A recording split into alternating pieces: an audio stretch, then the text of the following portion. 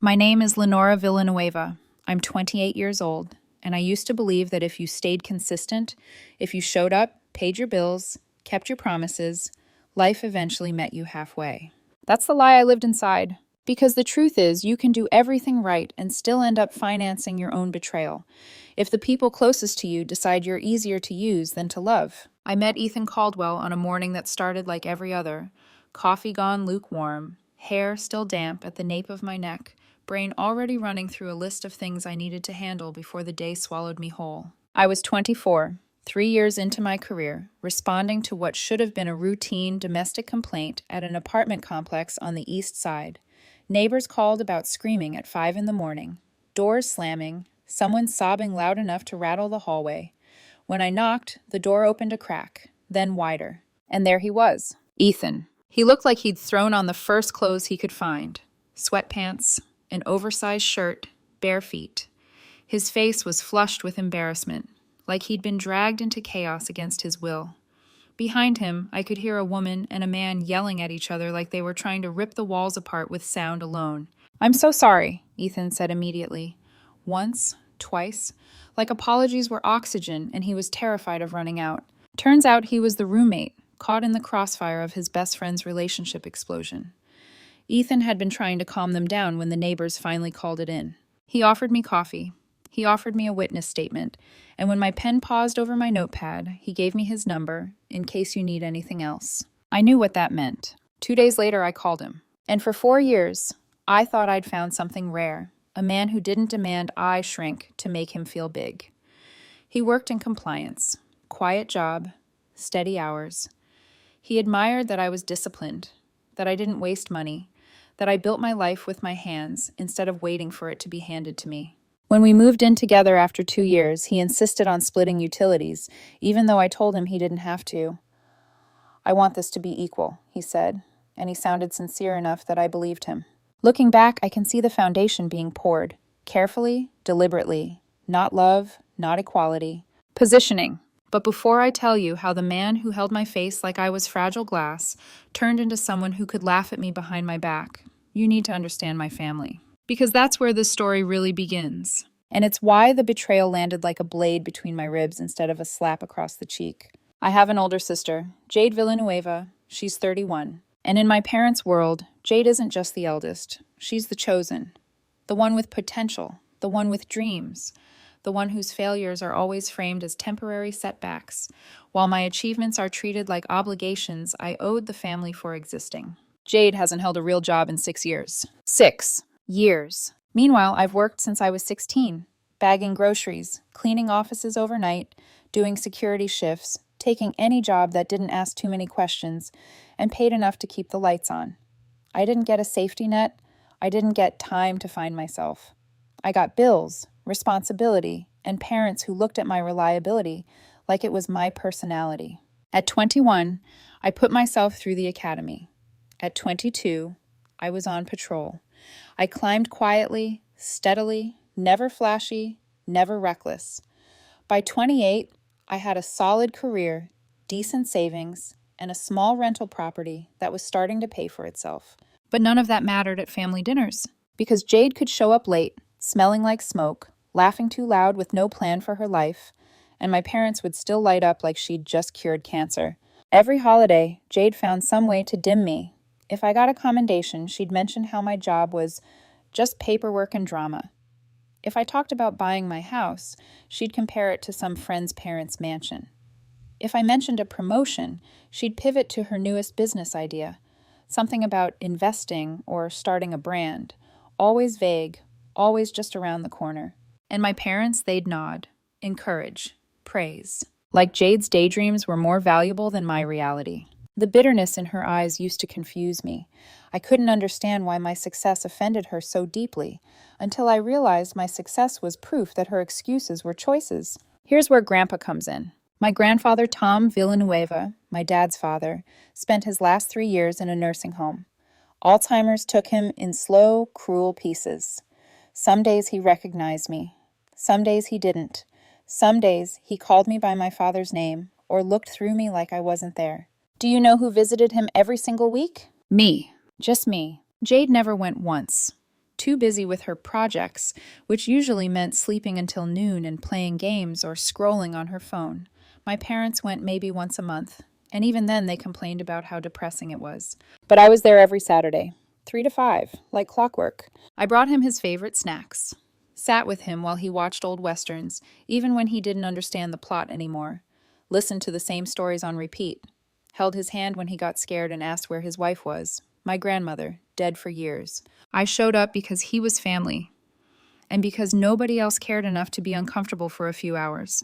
When Grandpa Tom died during my 3rd year on the job, the family learned he'd changed his will. He left everything to me. $230,000, every cent he'd saved. Jade got nothing. My parents got nothing. And holy God, the way the room changed when that was read. I can still feel it. Like air got sucked out and replaced with smoke. Jade stared at me like I'd stolen her birthright. The mask slipped completely that day. At the funeral reception, while people were still crying, she hissed that Grandpa must have been confused, that I must have manipulated a senile old man. My father tried guilt first. Family shares everything, he said. Your grandfather would want you to help your sister. I told him Grandpa knew exactly who Jade was, exactly who visited him, exactly who didn't. My mother cried real tears, the kind meant to weaponize pity. She asked how I could be so selfish when Jade needed help getting on her feet. I said Jade needed a job. They called me heartless, greedy, betraying family values. And here's where I admit my mistake. The constant pressure got to me. Even though I knew Jade was a leech, even though I knew my parents were enabling her, even though I could hear Grandpa's voice in my head, soft but firm, telling me I deserved what he left me. I started helping anyway. $300 a month toward Jade's rent. Just until she stabilizes, my mom said, like Jade was a wounded animal and not a grown woman allergic to responsibility. Every time I sent the money, Jade's resentment didn't shrink. It grew, because it wasn't gratitude in her eyes at family dinners. It was entitlement. Like $300 was an insult instead of a gift she didn't deserve. And Ethan, he watched all of it. The first family dinner Ethan attended should have been my warning sign. My mom fawned over Jade, who arrived late with a fake apology and a smug smile. My dad asked me about work for 90 seconds before pivoting to Jade's latest opportunity, some crypto scheme that sounded like a scam wrapped in optimism. Ethan sat there with that polite, tight smile, but I caught him studying Jade with a strange focus. Not attraction exactly, something colder, as if he was taking measurements. On the drive home, Ethan was quiet. Then he said softly, "Your family is interesting." I explained the dynamic, the golden child, the way Jade never had consequences, the way my parents treated my stability like a resource they could draw from. Ethan nodded. Then, like he was just making conversation, he asked about Grandpa's money. "Is it separate?" he asked. "Legally, I mean." "Inheritance stays separate unless you commingle," I said. Something flickered in his expression. Quick, almost invisible, annoyance? Disappointment? He recovered fast, asked what I planned to do with it. I told him I'd invested most of it. Kept living simple, built a foundation. He smiled and said he admired that about me. And I believed him. That night, lying beside him, I stared at the ceiling and told myself the uneasy feeling in my chest was just old family trauma. Nothing more. I didn't know it yet, but the ground had already started shifting under my feet. And the people I loved most were quietly counting down to the moment it would split open. The changes didn't happen all at once. That's the part people don't understand when they ask later, "How didn't you notice?" Betrayal doesn't usually kick down the door. It rearranges the furniture while you're asleep and waits to see how long it takes you to trip. At first, Ethan just seemed distracted. He started staying late at work more often. Compliance audits, internal reviews, deadlines that couldn't wait.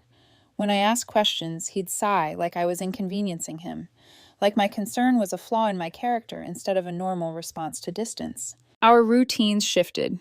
We stopped eating dinner together. He'd already eaten, or he wasn't hungry, or he'd grab something on the way home. His phone became an extension of his hand, screen always angled away from me, password changed without comment. When I teased him about it once, lightly, he didn't laugh. He snapped. "Not everything is about you, Lenora." That one sentence lodged under my skin like a splinter. Meanwhile, Jade started acting different too. Not worse, not better. Confident. She stopped complaining about money. Stopped asking my parents to cover things. She showed up to family dinners dressed better. New shoes, new bag, a smug little curve to her mouth like she knew something the rest of us didn't. When I asked how she was paying rent now, she waved it off. "Things are working out," she said. "You don't need to worry about me so much." That should have been a relief. Instead, my stomach tightened. Because Jade had never once told me not to worry before. Family dinners became unbearable. Ethan stopped coming altogether, claiming exhaustion. When he did show up, he barely spoke to me. But I noticed the way his eyes tracked Jade when she talked, how he leaned forward when she laughed, how they shared looks across the table that vanished the second I caught them. I told myself I was projecting. That was easier than admitting what my instincts were screaming. Then came the comments. Little ones, sharp enough to draw blood only if you pressed on them. Ethan started making jokes about my job in front of his friends, called it just enforcement, like I was a hall monitor instead of someone who worked nights and weekends to keep other people safe. He complained about my car, said it made me look stuck. Once, after I said no to investing in one of Jade's half-baked ideas, he rolled his eyes and said, "You're really stingy for someone who got lucky with an inheritance." Lucky. Like Grandpa's death had been a scratch-off ticket. Our sex life died quietly. Weeks went by without touch. When I reached for him in bed, he'd shift away, say he was tired, say he had a headache.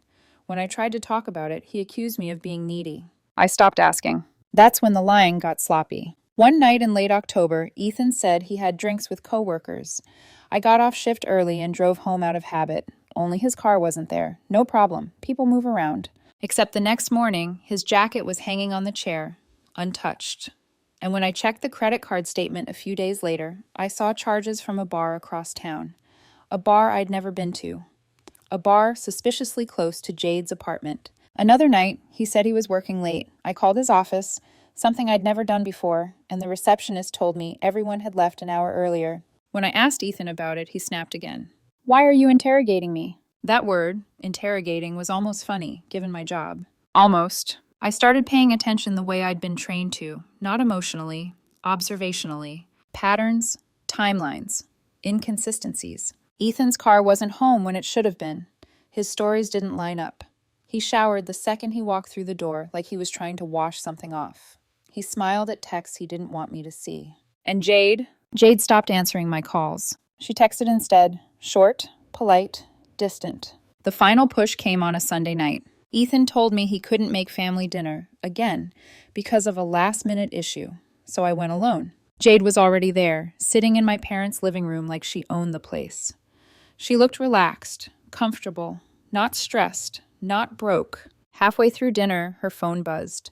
She glanced at it, then looked up, straight at me, and smiled. Not warmly, triumphantly. A few minutes later, she excused herself to take a call. Through the window, I watched her pace the driveway, laughing softly, brushing her hair behind her ear, the way she used to do when she was flirting. My chest tightened so hard I thought I might be having a medical event. When she came back in, my mom asked who it was. "Just a friend," Jade said casually. Her eyes flicked to mine. I went home that night with a knot in my stomach and a cold, heavy certainty settling into my bones. Ethan was on the couch when I walked in, watching TV. Barely looked up. I asked if he'd eaten. He said yes, ordered in earlier, but there were no containers in the trash, no dishes in the sink. When I leaned down to kiss him, he turned his head so my lips hit his cheek. "I'm tired," he said. The tone meant don't push. So I didn't. I waited. Over the next 2 weeks, I gathered information quietly. I took screenshots. I wrote notes, dates, times, locations. I tracked credit card charges, drove by places he said he was supposed to be. The last thing I needed was coincidence. And then, one Friday night, Ethan told me he was going to happy hour. I watched his car pull out of the driveway, and I followed it. Not because I wanted to be right, because I needed to be sure. He didn't go downtown. He didn't go anywhere near his office. He drove straight across town, to Jade's apartment complex. The same building I'd been helping pay rent on for almost 3 years. I sat in my car, hands gripping the steering wheel so tightly my knuckles went white, and felt something inside me go very, very still. Not heartbreak, clarity. My boyfriend was sleeping with my sister, and I was paying for the roof over their heads. I didn't cry, I didn't scream, I didn't confront him. I sat there in the dark, rain starting to tap against my windshield, and made a decision. I wasn't going to react. I was going to plan. Because emotion makes you sloppy, and I was done being sloppy with my life. Once you see it, really see it, there's no going back. That night, I didn't follow Ethan inside Jade's apartment complex. I didn't confront him. I didn't text. I didn't cry in the car like some people expect in stories like this. I drove home, slow, controlled, every breath measured. Because the second you act before you understand the full scope of the damage, you give power to the people who never deserved it in the first place. I needed certainty, not suspicion, not instinct, not gut feelings I could later be gaslit into doubting. I needed proof. The next morning, I played my role perfectly. I made coffee. I asked about his night. I kissed him goodbye. Ethan barely looked at me, already absorbed in his phone, smiling at something I wasn't meant to see. He left without saying I love you. That used to hurt. Now it just confirmed things. I spent the weekend doing what I do best, being patient, methodical, and quiet. I installed a full camera system in the house. Living room, hallway, entryway, no bedroom. I didn't need that. What I needed was movement, timing, behavior. I changed every password I had. Banking, email, investments, cloud storage. Opened a new account and transferred most of my liquid funds. I didn't touch joint expenses yet. I wanted everything to look normal. Then I made one call that felt like closing a chapter. I called Jade's landlord, told him I wouldn't be covering rent anymore. He didn't argue. Actually, he sounded relieved. Said Jade had been a problem tenant for months. Late payments, noise complaints, random people coming and going. He thanked me for being upfront and said he'd handle things from there. That told me everything I needed to know. Over the next few days, Ethan's lies became predictable, almost lazy. Monday, working late. Camera footage showed him leaving the house dressed nicer than usual. Tuesday, same excuse. Wednesday, again. Every night, his car went to the same place. Jade's. On Thursday, I decided I needed more than visuals. I needed to hear what they thought of me when they believed I wasn't listening. I told Ethan I'd picked up a double shift and wouldn't be home until late. He didn't even pretend to be disappointed. Just nodded and said, okay. That alone felt like a confession. I left the house at 6, drove 3 blocks away, and parked. Pulled up the camera feed on my phone. At 7:28 p.m., Jade walked up to my front door like she owned it. She had a key. My sister had a key to my house. To the house I'd bought with Grandpa's money. The house Ethan never helped pay for. The house I thought was my sanctuary. She let herself in without hesitation. At 7:30, Ethan followed. They kissed in my living room. Not a hesitant kiss, not a guilty one. Familiar, comfortable, earned. I turned off the bedroom feed the second it activated. I didn't need to see that. The footage saved automatically to the cloud. Time-stamped. Undeniable. But I still needed audio. So I drove back. Parked down the street. Slipped inside through the back door I knew they'd forgotten to lock. My heart wasn't racing. My hands didn't shake. That scared me more than anything. I positioned myself in the hallway closet, door cracked just enough, phone recording. And then I heard her. Jade's voice, clear, sharp, dripping with contempt. She's so pathetic, she said, laughing softly. Honestly, I'm amazed she hasn't figured it out yet. Ethan chuckled. That's because Lenora has always been the naive one. Thinks she's better than everyone because she works hard and plays responsible. My vision tunneled. She comes home smelling like sweat, Jade continued. Acts like she's building this perfect little life. Meanwhile, I'm finally getting what I deserve. Ethan's voice lowered, smug, bitter. She has no idea we've been doing this for 6 months. 6 months, Jade laughed. That same laugh she used when we were kids and she got away with something. It's poetic, really, she said. She's been paying my rent while I've been sleeping with her boyfriend. Ethan snorted. Total sucker. I bit down on my knuckle to keep from making a sound. They talked about Grandpa next. Said he'd been senile. Said he didn't know what he was doing. Said the inheritance should have been ours. Hers by blood, his by proximity. Then Jade said something that made my blood go ice cold. Well, it won't matter soon anyway. Once we hit common law status, I'm entitled to half of everything. Ethan asked what she meant. She explained, confidently, incorrectly, that after living together for 3 years, she could claim half my assets, half the house, half the inheritance, maybe even alimony. She sounded proud. Prepared. Like this wasn't an affair. It was a strategy. We split it 50-50, she said. Take whatever's left of the inheritance, sell the house, disappear to California, start over. Ethan asked, what about me? She laughed. She'll cry, maybe yell, but she won't do anything. She's too weak. She always caves. I recorded everything. 10 minutes of pure, unfiltered truth. Every insult, every plan, every assumption about how small I was. Then I left the house the same way I came in. Sat in my car until nearly 3 in the morning, replaying the audio, not because I needed to, but because I needed to feel it harden into resolve. This wasn't just betrayal, it was conspiracy, and they underestimated me in the worst possible way. The next morning, I called in sick for the first time in 3 years. Then I went straight to a lawyer. I didn't cry in his office, I didn't ramble, I handed him the recording, the footage, the financial breakdowns. When the audio finished, he smiled. Slow, sharp. This, he said, tapping the table, is beautiful. He explained everything they'd gotten wrong. No common law marriage in this state. No claim to inheritance. No legal standing at all. With this evidence, I could remove Ethan immediately. No eviction, no negotiation. I had leverage, and I was going to use it. But not yet. I wanted them together. I wanted them confident. I wanted them sitting across from me when their entire fantasy collapsed. So I waited, played the perfect girlfriend for one more week, smiled, listened, watched, and let them believe the lie they loved most, that I was still blind. Waiting was the hardest part. Not because I was afraid, but because restraint feels unnatural when you finally understand the full shape of the knife in your back. For an entire week, I played the version of myself they expected. I came home at normal hours. I asked about Ethan's day. I laughed at the right moments. Ethan mirrored me, almost cheerful now. Lighter, like a man who believed the ending was already written in his favor. He even started touching me again. Casual, possessive gestures that made my skin crawl. A hand on my lower back. A kiss on my temple that felt rehearsed. Jade texted me for the first time in weeks. "Family dinner at your place sounds nice," she wrote. "Haven't all been together in a while." I stared at the message, feeling something close to satisfaction settle in my chest. "Sunday at 6, I replied. "Big announcement." She responded instantly. "Oh!" I could practically hear the gears turning in her head. I invited my parents, too. Told them Ethan and I had news.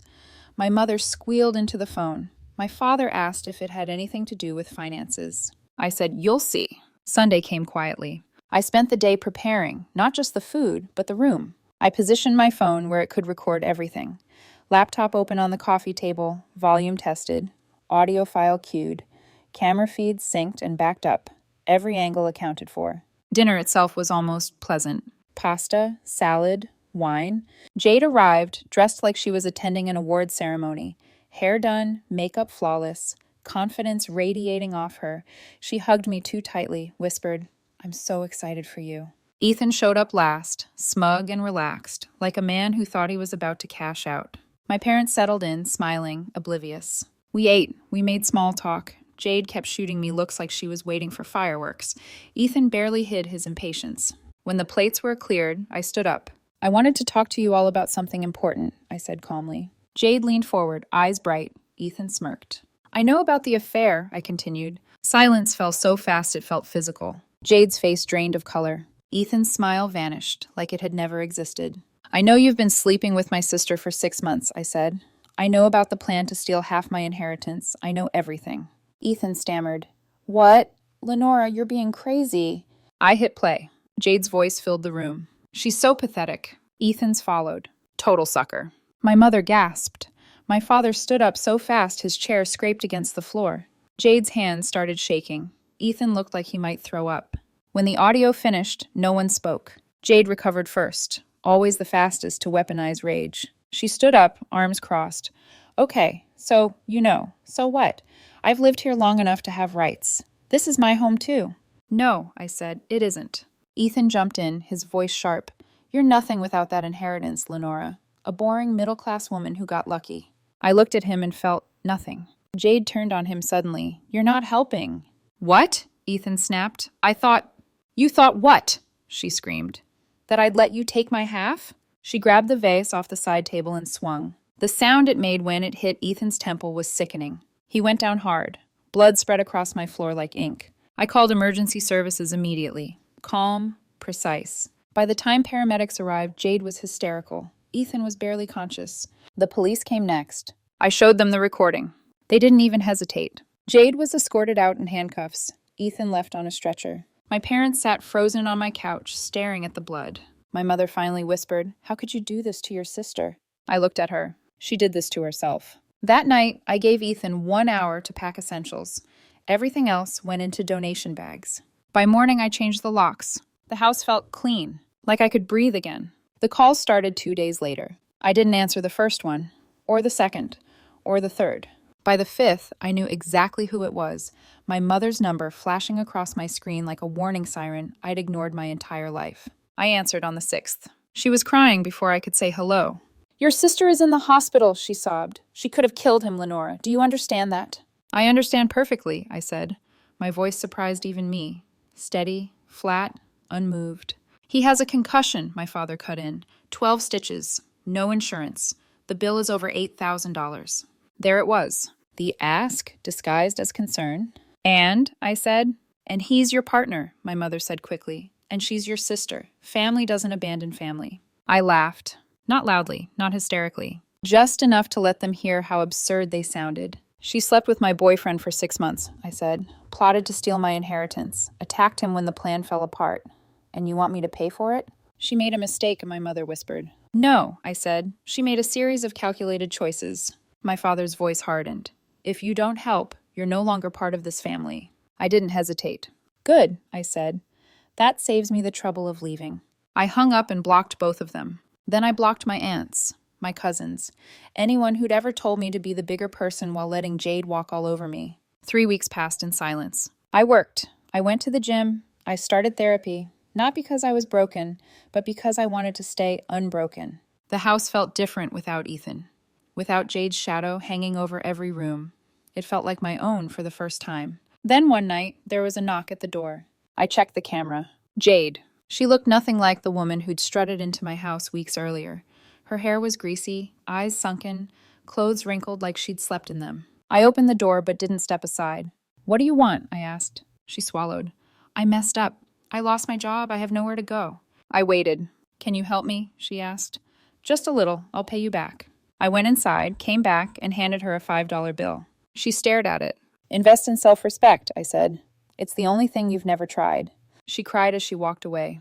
2 weeks later, Ethan showed up. Gaunt, desperate, ashamed. "I ruined everything," he said. "I need help." I looked at him and felt nothing. "Figure it out," I said, like I always did. And I closed the door. Life didn't magically become perfect after that. It became quiet. And quiet was everything. Months passed. I heard through mutual contacts that Jade was couch surfing, working retail, that Ethan had moved states, taking contract work for half the pay he used to make. My parents never reached out again. Neither did I. The rental property kept paying for itself. My investments grew steadily. I repainted the living room, bought new furniture, changed the energy of the house until it finally felt like mine. Therapy helped me name things I'd never been allowed to say out loud.